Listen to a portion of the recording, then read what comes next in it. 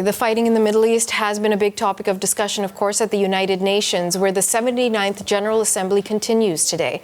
The Palestinian President Mahmoud Abbas spoke just a short time ago, expressing defiance as soon as he took to the podium. We will not leave. We will not leave. We will not leave. Palestine is our homeland.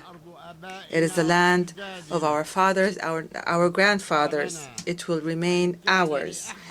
And if anyone were to leave, it would be the occupying usurpers. CBC's Chris Reyes is at the United Nations and was listening in on Mahmoud Abbas's speech. What stood out for you? You know, Natasha, that was an emotional opening to President Mahmoud Abbas's speech, and particularly so because this is the first time in the history of the United Nations that the Palestinian delegation is sitting among member states. Earlier this year, a resolution was passed to expand their membership beyond just being an observer state. So it's quite significant milestone for the Palestinian delegation and to be watching President Abbas give the speech. But in addition to being an emotional speech, Natasha, it was also a sweeping speech of the painful and prolonged fight for Palestinian statehood. From President Abbas, we got a very clear perspective of what's getting in the way of a two-state solution, what's getting in the way of a ceasefire in Gaza. And from President Abbas, it is the Israeli government that's getting in the way. He asked a few things of the international community, first and foremost, to hold Israel accountable. He's referring to a resolution that was passed September 18 at the General Assembly that demanded Israel end its, quote, unlawful presence in the occupied Palestinian territory and to do so within the next 12 months. So that featured quite prominently in his speech. He told the Israel community that resolution must mean something. It must be enforced, including the advisory opinion from the International Court of Justice that came before that, that also found the settlements in the West Bank, in the Gaza Strip, in East Jerusalem to be unlawful. So he said the international community must do something to hold Israel accountable to their actions. Another thing that he called upon the international community is to stop supporting Israel. I'm going to read a quote from his speech. He said, "Stop it now. Stop killing children and women. Stop the genocide. Stop sending weapons to Israel. This madness cannot continue. The entire world is responsible for what's happening to our people in Gaza and the West Bank."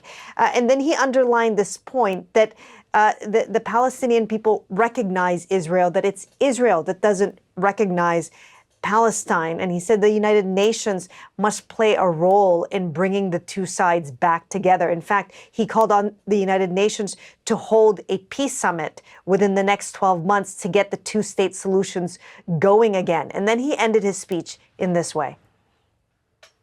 Palestine will be free. It will be free despite anyone who objects to that. Our people will live on the land of their fathers and grandfathers as they have done for more than 6,000 years. They will continue their legitimate struggle for independence. The occupation will end, will end, will end. And then, Natasha, it's worth mentioning that in that speech, he came with a pretty comprehensive plan to what should be done after the war in Gaza ends. He asked for a comprehensive and permanent ceasefire in Gaza, continued humanitarian aid, full Israeli withdrawal from the Gaza Strip, no buffer zones, financial support for UNRWA, among other things. Let's talk about some of the other people we're hoping to hear from in the next day or two. So Lebanon's foreign minister is slated to speak later on today. And as we've been talking about, the Israeli prime minister is making his way to the United States. He's going to be addressing the General Assembly likely tomorrow. Set up those speeches for us.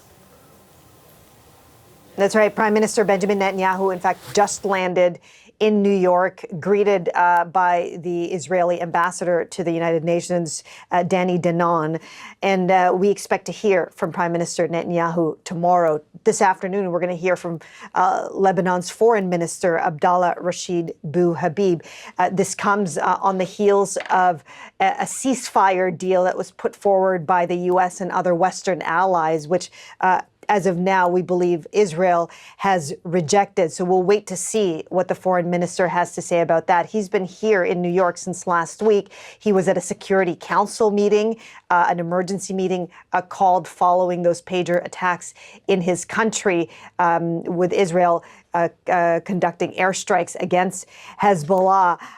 We'll wait to see what he says about where this deal should go from here.